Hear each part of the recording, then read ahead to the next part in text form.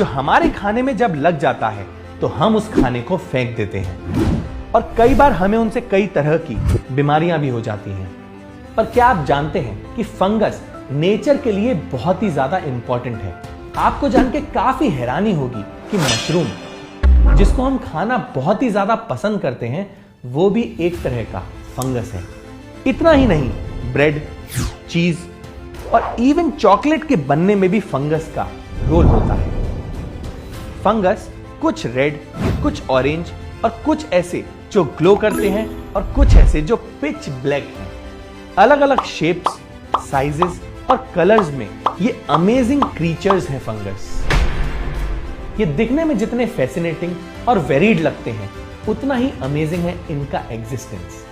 Fungus ना तो plants हैं और ना ही एनिमल्स, बल्कि फंगस को अलग ही किंगडम में क्लासिफाई किया गया है, जिसका नाम है फंगी किंगडम। ये kingdom one of the most diverse kingdom है, जिसमें अभी तक 1,44,000 नोन स्पीशीज हैं और साइंटिस्ट्स का मानना है कि एस्टिमेटेड 3.8 बिलियन फंगी को हम अभी तक डिस्कवर तक नहीं कर पाए हैं। ये एक प्रिमिटिव क्रीचर है जो लैंड, वाटर, सॉइल और इवन एयर में भी पाए जाते हैं। इनफैक्ट इन क्रीचर्स की कुछ स्पीशीज एनिमल्स और ह्यूमन की बॉडी में भी रहती हैं। फंगस ना तो प्लांट्स की तरह अपना खाना बना सकते हैं और ना ही वो एनिमल्स की तरह अपना खाना खा सकते हैं, तो वो बेसिकली एनवायरनमेंट में प्रेजेंट न्यूट्रिएंट्स को एब्जॉर्ब करके जिंदा रहते हैं। And this is pretty unusual.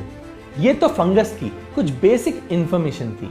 अब समझते हैं कि ये फंगस इतने अमेजिंग क्यों है। Amazing fact number 1, some fungus can glow at night. Fungus की कुछ स्पीशीज ऐसी भी हैं जिनमें ग्लो करने की कैपेबिलिटी है, जैसे कि पेनिलस ट्रिप्टिकस।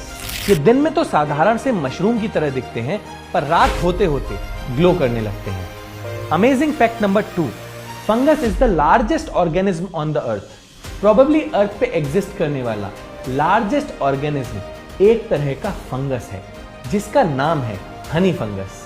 ये फंगस बड़े बड़े एरिया में सॉइल के थ्रू फैल के अपने कांटेक्ट में आने वाले सारे ट्रीज और वेजिटेशन को धीरे धीरे मार देते हैं। इसका एग्जाम्पल ओरेगन में पाया गया, जहां हनी मशरूम 2240 एकर्स के ह्यूज एरिया में फैल गया और आज ये एक सिंगल लार्जेस्ट लिविंग ऑर्गेनिज्म माना जाता है।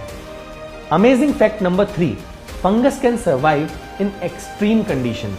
वैसे तो फंगस के ग्रो होने के लिए वार्म कंडीशंस आइडियल होते हैं। ये 70 to 90 डिग्री फ़ारेनहाइट में अच्छी तरह से थ्राइव करते हैं, पर ये सर्वाइवल के मास्टर्स भी हैं। डिफरेंट टाइप के fungus extreme hot, extreme cold या इवन एसिडिक कंडीशंस में भी सर्वाइव कर लेते हैं। यहां तक कि फंगस को डेड सी में भी पाया गया है, जहां एक्सट्रीमली सॉल्ट वाले कंडीशंस में कोई दूसरे क्रीचर सर्वाइव नहीं कर पाते। Amazing fact number 4, fungus have lived on earth since ages. Fungus के फॉसिल्स और ट्रेसेस से पता लगता है कि ये अर्थ पे हजारों साल पहले से एग्जिस्ट करते हैं।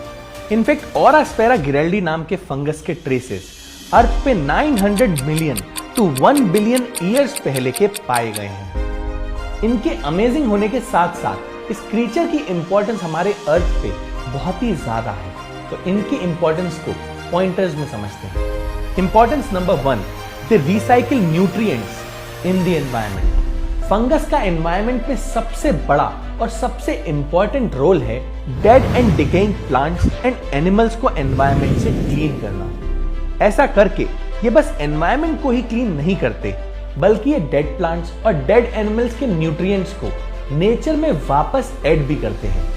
बेसिकली ये डेड प्लांट्स एंड एनिमल्स को छोटे छोटे मॉलिक्यूल्स में ब्रेक कर देते हैं, जिसको फिर बाकी ऑर्गेनिजम्स यूज कर पाते हैं। Importance number 2, fungus is used to indicate pollutants. कई सारी फंगस वाटर बॉडीज में प्रेजेंट पॉल्यूशन को चेक करने में हेल्प करती है। ये फंगस बायो इंडिकेटर्स होते हैं जो पानी के अंदर हो रहे सारे चेंजेस को इंडिकेट करते हैं।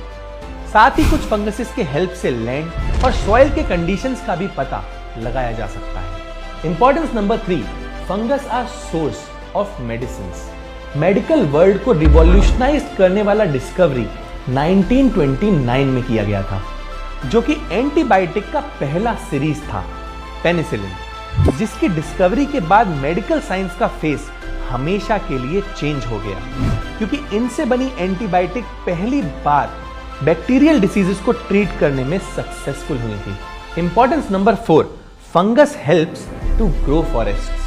फंगस की कई सारी स्पीशीज अंडरग्राउंड ग्रो करती हैं और ट्रीज की रूट के साथ एक म्यूचुअल पार्टनरशिप फॉर्म करते हैं, और ये ट्रीज के लिए बहुत ही हेल्पफुल होता है, क्योंकि इस पार्टनरशिप में थ्रेड के जैसा एक दिखने वाला फंगस ट्री के रूट्स के साथ उलझ जाता है और उनको ग्राउंड से वाटर और न्यूट्रिएंट्स जैसे कि फास्फोरस और नाइट्रोजन लेने में हेल्प करता है।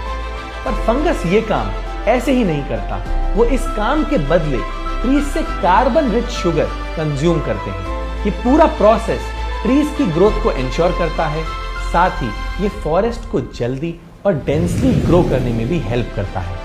पर आज dozens of species of fungus IUCN के रेड लिस्ट में है, यानी ये या तो क्रिटिकली इंडेंजर्ड हैं, या इंडेंजर्ड या वल्नरेबल। और ऐसे होने का मेन रीजन है सॉइल की खराब होती क्वालिटी, हैबिटेट फ्रेगमेंटेशन और destruction of forest and water quality. और साथ ही सारे वाइटल रोल प्ले करने वाले फंगस के बारे में अभी हमारी नॉलेज काफी लिमिटेड है।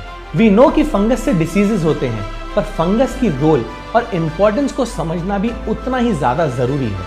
तो अगर आपको लगता है कि आपने इस वीडियो से कुछ नई जानकारी गैदर की है, तो इस वीडियो को शेयर करके ज्यादा से ज्यादा लोगों को फंगस की इंपॉर्टेंस के बारे में बताइएगा।